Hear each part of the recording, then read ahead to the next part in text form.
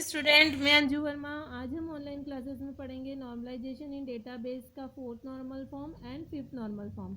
मैंने इससे पहले वाले वीडियो में पूरे नॉर्मल फॉर्म BCNF तक समझाए हुए हैं और उसके अंदर हमने पार्शियल डिपेंडेंसी और फंक्शनल ट्रांजिटिव फंक्शनल डिपेंडेंसी को भी डिस्कस किया है। अब इस नॉर्मलाइजेशन वाली वीडियो में हम फोर्थ नॉर्मल फॉर्म और फिफ्थ नॉर्मल फॉर्म तथा डीकम्पोजिशन क्या होता है उसके बारे में हम डिस्कस करेंगे। सबसे पहले हम बात करते हैं फोर्थ नॉर्मल फॉर्म की। जब हम फोर्थ नॉर्मल फॉर्म तक आ जाते हैं तो ये फोर्थ नॉर्मल फॉर्म में थर्ड नॉर्मल फॉर्म तक की सारी जितनी भी थी उसके अंदर जितनी भी थी वो सब सेटिस्फाई होना चाहिए। मतलब कि फोर्थ नॉर्मल फॉर्म जब भी हम इसको कहेंगे जब ये थर्ड नॉर्मल फॉर्म और BCNF नॉर्मल फॉर्म को ले, ठीक है ना। और यहाँ पर हम मल्टी वैल्यूड डिपेंडेंसी को रिमूव करते हैं। मतलब कि हमारी जितनी भी डिपेंडेंसी आती जा रही है तो फोर्थ नॉर्मल फॉर्म में हम कौन सी डिपेंडेंसी को रिमूव कर रहे हैं? Multi valued dependency. और मल्टी वैल्यूड एट्रीब्यूट के क्या होते हैं? जिसकी वैल्यू मल्टीपल हो, लेकिन उस पर भी अगर हमारी की डिपेंडेंट है तो हम उसको मल्टी वैल्यूड डिपेंडेंसी बोलते हैं। जैसे कि फोर्थ नॉर्मल फॉर्म तभी हो जब BCNF तक के सारे नॉर्मल फॉर्म को सेटिस्फाई करे, मल्टी वैल्यू डिपेंडेंसी इसमें ना हो। मल्टी वैल्यू डिपेंडेंसी के बारे में अगर मैं बताऊं आपको तो मल्टी वैल्यू डिपेंडेंसी वो होती है जब एक टेबल में एक से ज़्यादा इंडिपेंडेंट मल्टी वैल्यूड एट्रीब्यूट होते हैं और इसे हम एक सिंबल के द्वारा रिप्रेजेंट करते हैं जो मैं आपको आगे दिखाऊंगी। जैसे कि इसमें मैंने एक एग्जाम्पल लिया है।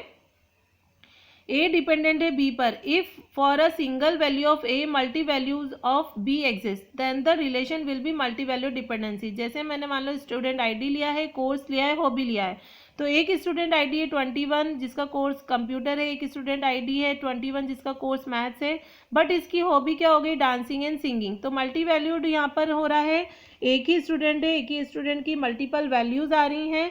तो यहाँ पर जब ये वैल्यू पर डिपेंड होता है तो यहाँ पर आती है multi value dependency. The given student table is in third normal form but course and hobbies are two independent entity. तो hence there is no relationship between course and hobby. आ रहा है समझ में? जैसे मैंने आपको यहाँ पर बताया कोर्स, हॉबी और स्टूडेंट आईडी तीनों हैं। तो यहाँ पर कोर्स और हॉबी मल्टी वैल्यूड है बट ये इंडिपेंडेंट है। 21 कंप्यूटर, 21 मैथ्स। तो यहाँ पर इंडिपेंडेंट वैल्यूज आ रही हैं, राइट। तो ये इन दोनों के बीच में कोई रिलेशनशिप नहीं बताता है कोर्स और हॉबीज के अंदर। In the student relation, student with student ID 21 contain two courses, computer and maths, and two hobbies, dancing and singing. So there are multi-value dependency on student ID which leads to unnecessary repetition of data. अब यहाँ पर unnecessary repetition of data भी हो रहा है।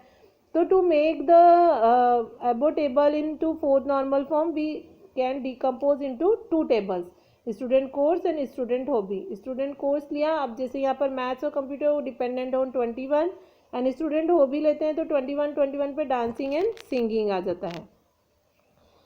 पर rules of fourth normal form for a table of to satisfy the fourth normal form it should satisfy the following two conditions.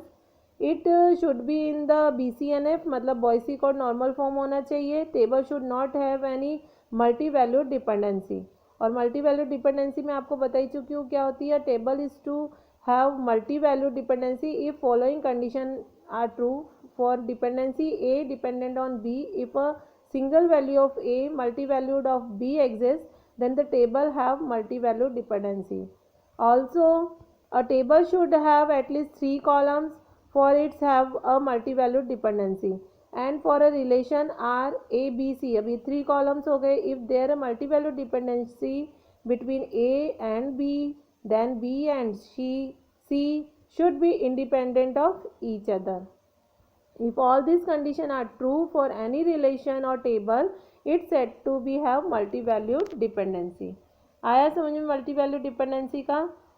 जैसे मैं एक और एग्जांपल समझाती हूँ। मैंने यहाँ पर एक एग्जांपल समझ में आ रहा है मुझे कि एक मोबाइल कंपनी है जिसमें प्रत्येक मॉडल के दो दो कलर हैं, राइट। जैसे कि मोबाइल एक हमने मोबाइल मॉडल ले लिया, उसका एक मैन्युफैक्चरर ले लिया और एक कलर ले लिया। तो एक मॉडल है, मान लीजिए मैंने उस मॉडल का नाम दिया है C07 और मैन्युफैक्चरर है 2013, कलर है वाइट। फिर वही C07 मैन्युफैक्चरिंग 2013 कलर ले लिया ग्रे, तो मैंने यहाँ मॉडल के 2 कलर ले लिए वाइट एंड ग्रे। तो जब भी कॉलम में से एक से ज़्यादा वैल्यू होती है तो वो क्या हो जाएगा, मल्टी वैल्यूड डिपेंडेंसी हो जाएगा। अब यहाँ पर हम मैन्युफैक्चरिंग ईयर और कलर एक दूसरे से इंडिपेंडेंट हैं, तो वे मोबाइल मॉडल पर डिपेंडेंट है। तो हम इस प्रकार से डिपेंडेंसी को निम्न प्रकार से प्रदर्शित कर सकते हैं कि mobile model dependent on manufacturing year और mobile model is dependent on colour.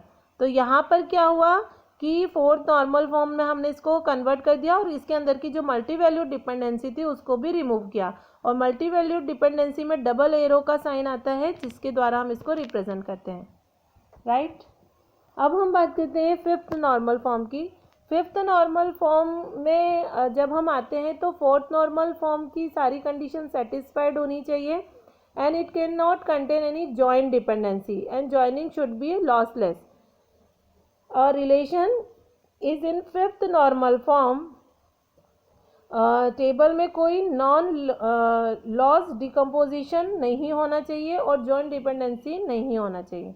मतलब फिफ्थ नॉर्मल फॉर्म में है तो फोर्थ नॉर्मल फॉर्म तक की सारी कंडीशन सेटिस्फाइड होनी चाहिए और जॉइंट डिपेंडेंसी या नॉन लॉस डिकम्पोजिशन नहीं होना चाहिए। Fifth normal form is satisfied when all the tables are broken into as many tables as possible in order to avoid redundancy। जितनी भी redundancy को रिमूव करने के लिए हम टेबल को डिकम्पोज करेंगे, मतलब कि अलग अलग उसमें ब्लॉक कर देंगे, तो वो वहाँ पर उसकी redundancy रिमूव होगी। जैसे फिफ्थ नॉर्मल फॉर्म को हम PGNF भी बोलते हैं, प्रोजेक्ट जॉइंट नॉर्मल फॉर्म। यहाँ पर हमने एग्जाम्पल लिया है सब्जेक्ट, लेक्चरर, सेमेस्टर। सब्जेक्ट में कंप्यूटर है, मैथ्स एंड केमिस्ट्री, लेक्चरर हैं ये सारे, और ये सेमेस्टर हैं। In the above table, John takes both computer and maths class for semester 1 but doesn't make math class for semester 2. In this case, combination of all these fields required to identify a valid data. Suppose we add new semester as semester 3 but do not know about the subject and who will be taking the subject, so we have lecturer and subject as null. But 3 columns together acts as a primary key, so we cannot leave other 2 columns blank. आया समझ में? मतलब हमने इसमें अगर primary की ले रखा है तो हम इसमें नल वैल्यूज़ को नहीं डाल सकते हैं, और अगर हम कोई एक ऐड करते हैं टेबल की वैल्यू में तो हम बाकी की दोनों वैल्यू को नल भी नहीं कर सकते हैं। So to make the above table into fifth normal form we can decompose into 3 relationship P1, P2 and P3। जो ये हमारी टेबल थी सब्जेक्ट, लेक्चरर, सेमेस्टर की, हमने इसको 3 रिलेशन में डिकम्पोज किया है। फर्स्ट हमारा रिलेशन आता है, इसमें हमने लिया है सेमेस्टर और सब्जेक्ट। सेकंड में P2 में लिया है हमने सब्जेक्ट एंड लेक्चरर, और P3 में लिया है हमने सेमेस्टर और लेक्चरर। तो हमने यहाँ पर बात करी है फिफ्थ नॉर्मल फॉर्म की, राइट। अब एक और इसके अंदर नॉर्मल फॉर्म होता है जो हमने जनरली डिस्कस नहीं किया है, डोमेन की नॉर्मल फॉर्म। यह नॉर्मल फॉर्म अन्य नॉर्मल फॉर्म से अलग होता है। DKNF 2 पदों डोमेन कंस्टेंट और की कंस्टेंट पर बेस्ड रहता है, और नॉर्मल फॉर्म को 1981 में इसने फेजिन ने प्रस्तावित किया था, मतलब डेवलप किया था। इसमें जो इंसर्ट, डिलीशन और मॉडिफाई एनोमलीज होती है वो नहीं की जाती है। रिलेशन या टेबल तब तक DKNF में होती है जब इसमें एक टेबल या रिलेशन तब DKNF में होती है यदि रिलेशन या टेबल में प्रत्येक कंस्टेंट, डोमेन तथा की डेफिनेशन पर यह रिजल्ट आधारित होता है। अब हम बात करते हैं रिलेशनल डिकम्पोजिशन की। अब रिलेशनल डिकम्पोजिशन क्या होता है? When relation in the relational model is not appropriate normal form then decomposition of relation is required. जब हम नॉर्मलाइजेशन में अगर हम उस टेबल को एप्रोप्रिएट नॉर्मल फॉर्म में नहीं विभाजित करते हैं तो वहाँ पर हमको डिकम्पोजिशन की आवश्यकता पड़ती है। In a database, it breaks the table into multiple tables. If relation has no proper decomposition, then it may lead to problem like loss of information. Decomposition is used to eliminate some of problem of bad design like anomalies, inconsistency and redundancy. Decomposition मतलब मेरे को ये आपको पहले बता देना चाहिए था नॉर्मलाइजेशन में, कोई बात नहीं, मैंने यहाँ पर आपको डिस्कस करी हूँ कि डिकम्पोजिशन का मतलब ये होता है कि जब हम टेबल को मल्टीपल टेबल्स में डिवाइड कर देते हैं, जो कि हम नॉर्मलाइजेशन में पढ़ चुके हैं, तो उसको हम डिकम्पोजिशन बोलते हैं। अगर वो डिकम्पोजिशन प्रॉपर नहीं होता है तो वहाँ पर इंफॉर्मेशन लॉस होने के चांसेस ज़्यादा हो जाते हैं। तो डिकम्पोजिशन क्या करता है कि बैड डिज़ाइन को रिमूव करता है, यानी कि एनोमलीज, इनकन्सिस्टेंसी और रिडंडेंसी को रिमूव करता है डिकम्पोजिशन। दो तरह के डिकम्पोजिशन होते हैं, लॉसलेस डिकम्पोजिशन और डिपेंडेंसी प्रिजर्विंग। लॉसलेस डिकम्पोजिशन में क्या होगा, if the information is not lost from the relation that is decomposed then the decomposition will be lossless. मतलब जहाँ पर इंफॉर्मेशन लॉस नहीं हो रही है वो हमारा डिकम्पोजिशन कहलाता है lossless decomposition. The lossless decomposition guarantee that the join of relation will result in same relation as it was decomposed. जब decompose किया गया था तो वो हमको result same provide करता है। The relation is said to be lossless decomposition if natural join of all decomposition given the original relation। जैसे हमने employee department की एक टेबल बनाई है, ID, name, age, city, ID, department ID और department name, ये हमने employee department की एक टेबल बनाई है। तो अगर about relation is decomposing into two relation employee and department, तो एम्प्लॉय टेबल बन गई और एक डिपार्टमेंट टेबल बन गई। तो when then two relations are join on the common table employee ID, then the resultant relation will look like this, employee ID, employee name, employee age, employee city, department ID, department name. तो हमने अगर इसको join किया तो ये join decomposition हो गया। इस डिकम्पोजिशन को हम बोलेंगे lossless joint decomposition, right. Dependency preserving क्या होता है, it is an important constant of database. It is dependency preservation, at least one decompose table must satisfy every dependency. मतलब जितनी भी डिपेंडेंसी होती है वो सारे डिपेंडेंसी सेटिस्फाइड होनी चाहिए, तो वो कहलाता है dependency preserving. If relation R is decomposed into relation R1 and R2, then dependency of R is either must be part of R1 or R2 or must be derived from the combination of functional dependency of R1 and R2.